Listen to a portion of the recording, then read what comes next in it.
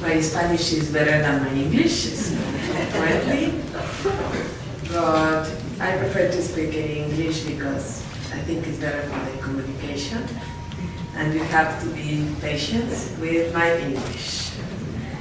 And I want to say thank you, Major John Smith, thank you. And I would like to thank the leadership and member of the North Little Rock Chamber of Commerce. Thank you, Terry. And thank you, Akila.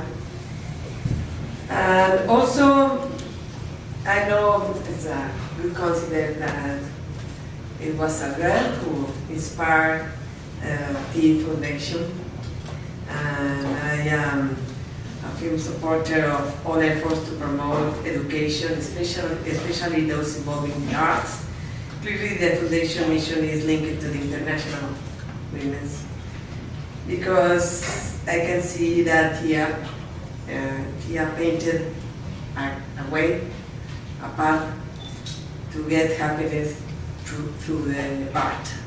And thank you, Paul, and thank you for that too. I am very grateful. Today I have the opportunity to share my view about International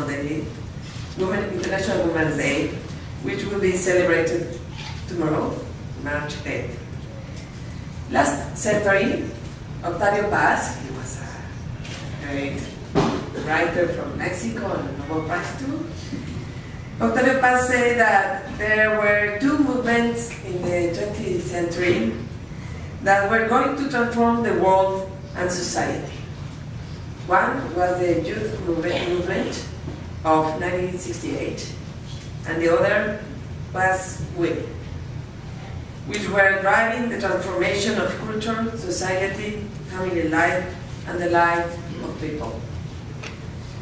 If we turn our eyes back throughout the last few decades, it's impossible to deny that women have achieved a great deal.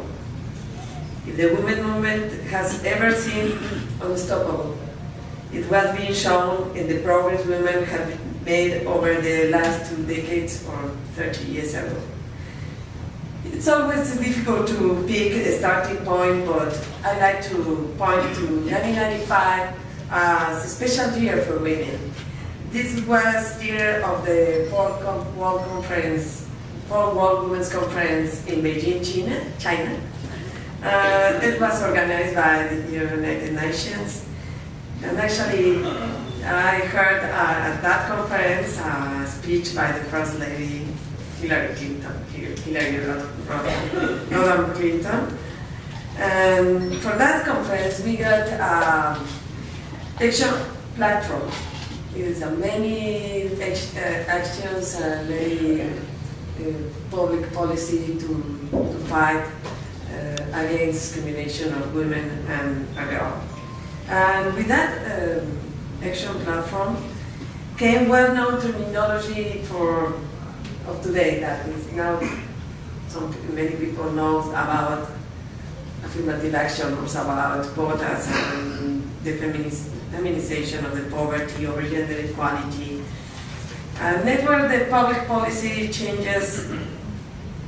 More money was invested for girls and for women development, and scholarships for girls, particularly for the girls, to join the school